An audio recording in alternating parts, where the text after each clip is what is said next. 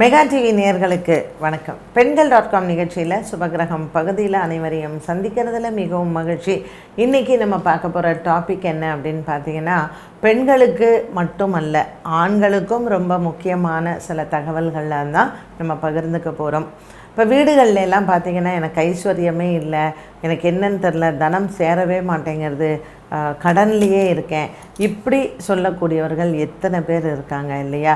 இதற்கெல்லாம் என்ன காரணம்னு நம்ம நினைக்கிறோம். நம்ம ஒரு பெருசாக பூஜை பண்ணணும், வியாழக்கிழமையில் குபேர பூஜை, அப்புறம் வெள்ளிக்கிழமையில் சந்தோஷி மாதா பூஜை, அப்புறம் சனிக்கிழமையில் போய் சனீஸ்வரனை, இந்த மாதிரி நம்ம ஒரு வாரத்துக்கே லிஸ்ட்டு போட்டு வச்சுருப்போம். இத்தனையும் நான் செய்கிறேன், ஆனாலும் எனக்கு அதிர்ஷ்டமே இல்லை, எனக்கு ஐஸ்வர்யமே இல்லை இப்படின்னு சொல்லக்கூடியவர்கள் நிறைய பேர் இருக்காங்க இல்லையா? பட் நம்ம அன்றாட வாழ்க்கையில் சின்ன சின்ன விஷயங்களில் நம்ம கொஞ்சம் கவனமாக இருக்கிறது, நம்ம முன்னோர்கள் சொல்லி கொடுத்த சில விஷயங்களை பின்பற்றுவது, இதை செய்தாலே நமக்கு கண்டிப்பாக ஐஸ்வர்யம் தங்கிறதோடு மட்டுமல்லாமல் நமக்கு என்ன கையில் நிற்கணுமோ அது கண்டிப்பாக நிற்கும். ஒரு பூஜை பண்ணுறதுனால ஒரே நாளில் நம்ம பெரிய கோடீஸ்வரனாக ஆக போகிறது கிடையாது. பட் இருந்தாலும் நம்ம குடும்பத்தோட ஒரு கடன் இல்லாமல் ஒரு நிம்மதியான வாழ்க்கையை சில விஷயங்கள் நமக்கு கற்றுக் கொடுக்கும். அப்படி நம்ம முன்னோர்கள் சொல்லி கொடுத்த ஒரு சில விஷயங்கள் தான் இன்றைக்கி உங்ககிட்ட நான் பகிர்ந்துக்க போகிறேன். ஸோ இதில் என்ன நம்ம முதல்ல பார்க்கணும் அப்படின்னு பார்த்திங்கன்னா, சாயங்காலம், அதாவது சூரிய உதயம் சூரிய அஸ்தமனம், ரெண்டு விஷயங்கள் நம்மளுடைய முன்னோர்கள் ரொம்ப முக்கியத்துவம் கொடுத்தது. ஏன்னா காலத்தை நிர்ணயம் பண்ணுறது சூரியனும் சந்திரனும் தான். ஸோ சூரிய உதயத்துலேயும் சரி சூரிய அஸ்தமனத்துலேயும் சரி நம்ம சில விஷயங்களை கடைபிடிக்கணும் அப்படின்னு சொல்லியிருக்காங்க. இந்த சூரிய அஸ்தமனம் சாயங்காலம் 6 மணிக்கு மேலே எந்த ஒரு பொருளையுமே நம்ம வீட்டிலேருந்து வெளியில் கொடுக்கக்கூடாதாம். ஏன்னா சாயங்காலம் அந்த 6 மணிக்கு சூரியன் அஸ்தமிக்கிற வேளையில் தான் மகாலட்சுமி தாயார் கடல்லிருந்து வெளியில் வருவாளாம். ஸோ அவள் சாயங்காலம் எல்லார் வீட்டுக்கும் அவள் ஒரு அருளை கொடுக்கக்கூடிய அந்த வேளையில் நாம் அவள் வரும்பொழுது அதை கொண்டாட வேண்டும். அப்போ நம்ம வீட்டிலேருந்து ஏதாவது ஒரு விஷயத்தை நம்ம வெளியில் கொடுக்கும் பொழுது அந்த லக்ஷ்மியும் அப்படியே யாருக்கு கொடுக்குறீங்களோ அவங்க வீட்டுக்கு போயிடுவாங்க அப்படின்னு பெரியவங்க சொல்லி வச்சுருக்குறாங்க. அதனால் சாயங்காலம் 6 மணிக்கு மேலே பக்கத்து வீட்லேயோ ஏற்ற வீட்லேயோ யாராக இருந்தாலும் எந்த விதமான ஒரு பொருளையும் நீங்கள் கொடுக்காதீங்க. இப்போ நமக்கு சந்தேகம் வரும், நம்ம வீட்டு பொண்ணு கல்யாணம் பண்ணி கொடுத்துருக்கோம், இப்போ அந்த பொண்ணு நம்ம வீட்டுக்கு வராங்க, அப்போ அவங்க போகும்பொழுது எதையாவது எடுத்துகிட்டு போகிறாங்க இல்லையா? ஸோ அவங்களுக்கு பரவாயில்லையானா நம்ம வீட்டு சொந்தங்கள், நம்ம வீட்டு ரத்த சொந்தங்களுக்கு இந்த விதி விலக்கு இல்லை. அப்போ கூட அவங்க என்ன எடுத்துகிட்டு போகக்கூடாது அப்படின்னு பார்த்திங்கன்னா, வெண்மை நிற பொருட்களை எடுத்துகிட்டு போகக்கூடாது. பால், தயிர், சர்க்கரை, உப்பு, இப்படி வெண்மை நிறத்தில் இருக்கக்கூடிய பொருட்களை நீங்கள் பெற்ற பெண்ணாக இருந்தாலும் பிறந்த வீட்டிலிருந்து சாயங்காலம் 6 மணிக்கு மேலே நம்ம விளக்கேற்றினதுக்கப்புறம் அந்த அந்தி பொழுதுக்கு மேலே பொழுது சாஞ்சிட்டு நம்ம எடுத்துகிட்டு போகக்கூடாது. அதே மாதிரி எண்ணெய், இதுவும் நம்ம எடுத்துகிட்டு போகக்கூடாது. இதெல்லாம் என்னென்னா மங்கள பொருட்கள்னு பேர். இந்த மங்கள பொருட்கள் எல்லாம் நம்ம விளக்கு வச்சதுக்கப்புறம் இன்னொருத்தவங்களுக்கு கொடுக்குறோம். நம்ம பெற்ற பிள்ளைங்களுக்கே நம்ம கொடுத்தா கூட நம்ம ஐஸ்வர்யத்தை மொத்தமாக அவங்களுக்கு கொடுத்ததாக அர்த்தம். சில பெண்கள் வீட்டுக்கு வரும்பொழுது அம்மா வீட்டில் குங்குமம் வாங்கிக்கிட்டு அவங்களுக்கு ஒரு பிறந்த நாள், கல்யாண நாள், இதில் அவங்க காலில் விழுந்து ஆசீர்வாதம் பண்ணும்பொழுது நம்ம காசு கொடுக்குறோம். ஸோ அந்த ரூபா நோட்டு நம்ம காசாக கொடுக்கும் பொழுது அது தாம்பூலத்தில் வச்சு அவங்களுக்கு நம்ம ஒரு மங்களகரமாக வெத்தலை, பாக்கு, பழம், மஞ்சள் இதெல்லாம் சேர்த்து நம்ம கொடுக்கும் பொழுது அதற்கு எந்த விதமான தோஷங்களும் கிடையாது.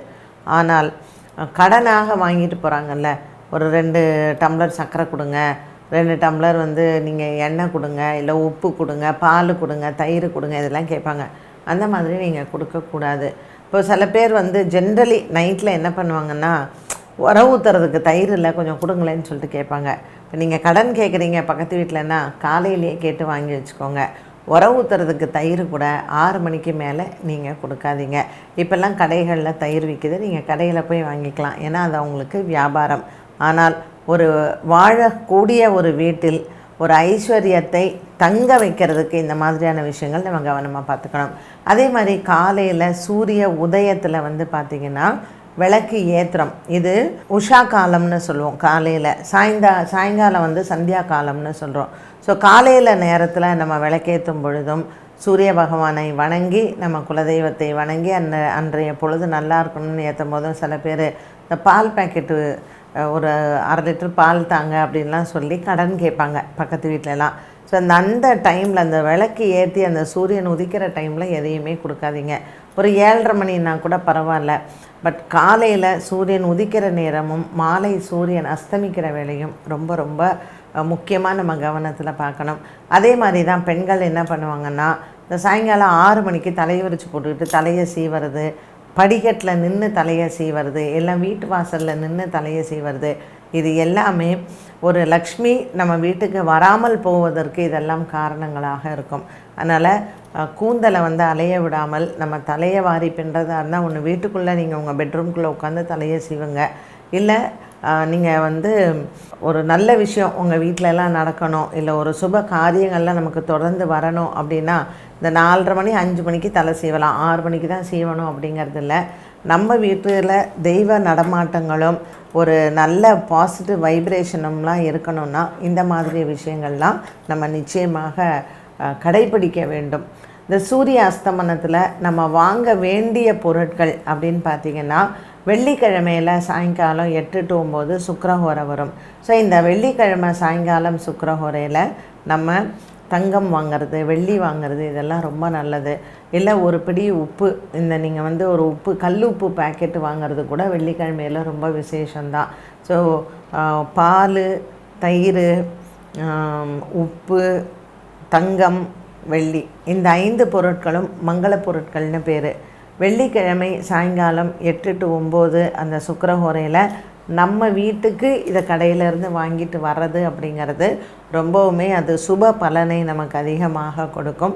ஸோ எப்போல்லாம் முடிஞ்சதோ இதை நீங்கள் ட்ரை பண்ணி பாருங்கள். ஏன்னா எல்லா நேரத்துலையும் நமக்கு ஞாபகம் இருக்காது. சம்டைம்ஸ் நம்ம எங்கேயாவது வெளியில் இருப்போம், அந்த டைமில் நம்ம வீட்டுக்கு வாங்கிட்டு போக முடியாத சூழ்நிலைகள் கூட இருக்கலாம். பட் நம்மளால் எப்போ முடிஞ்சதோ நம்ம வீட்டில் இருந்தோம் அப்படின்னா இதெல்லாம் நம்ம பின்பற்றலாம். ஜென்ரலாக இது எல்லாமே நமக்கு வாழ்க்கையினுடைய வாழ்வியல் முறை தான். இது முன்னோர்கள் பின்பற்றின ஒரு சில முறைகள். இந்த வாழ்வியல் முறையை நாமளும் இந்த காலத்தில் நம்ம பின்பற்ற ஆரம்பித்து விட்டாலே நமக்கு மட்டுமல்ல, நம்மளை சுற்றி இருக்கிறவங்களுக்கும் நிறைய விஷயங்கள் மாறும். ஒரு பாசிட்டிவ் எனர்ஜியை நாமளே க்ரியேட் பண்ணலாம். ஸோ தெய்வங்கள் நடமாடக்கூடிய நேரங்கள் அப்படிங்கிறது இருக்குது. இந்த தெய்வங்கள் நடமாடக்கூடிய நேரங்களில் நாமும் நம்மளுடைய வீடுகளில் எப்படி இருக்கணும் அப்படிங்கிறத ஃபாலோ பண்ணி எதை வாங்கலாம், எதை வாங்கக்கூடாது, எதை பிறருக்கு கொடுக்கலாம், எதை கொடுக்கக்கூடாது அப்படிங்கிறதுல நம்ம கொஞ்சம் கண்டிப்போடு இருந்தால் கண்டிப்பாக நமக்கு மட்டும் நல்லதில்லை, வரக்கூடிய சந்ததிகள், வருங்கால சந்ததிகளுக்கும் இதெல்லாம் நம்ம சொல்லி கொடுக்கும் பொழுது நிச்சயமாக அவங்க நம்மளை விட இன்னும் நல்லா இருக்கிறதுக்கு நம்ம ஒரு வழி வகுத்து கொடுக்குறோம். ஸோ பெரியவங்க நாம் தான் இந்த விஷயங்களை எல்லாத்தையுமே குழந்தைகளுக்கும் நம்ம சொல்லிக் கொடுக்க வேண்டும். ஒரு பெண்கள் வீட்டில் எப்படி வாழணும், என்னென்ன விஷயங்கள்லாம் அவங்க கருத்தாக இருக்கணும், இதையெல்லாம் அவங்க கருத்தில் எடுத்துக்கொண்டு இருந்தால் அவங்களுடைய குடும்பத்தில் என்றைக்குமே செல்வ செழிப்போடு இருப்பாங்க அப்படிங்கிறதுக்கு நம்ம அது சந்தேகமே வேண்டாம். என்ன நேயர்களே, இன்றைய பெண்கள்.com நிகழ்ச்சியில் சுபகிரகம் பகுதியில் வீட்டில் நம்ம என்ன மாதிரியான விஷயங்களில் கவனமாக இருந்தால் நமக்கு ஐஸ்வர்யம் நிலைக்கும் அப்படிங்கிறத பார்த்தோம். மீண்டும் அடுத்த பதிவில் சந்திக்கும் வரை நன்றி, வணக்கம்.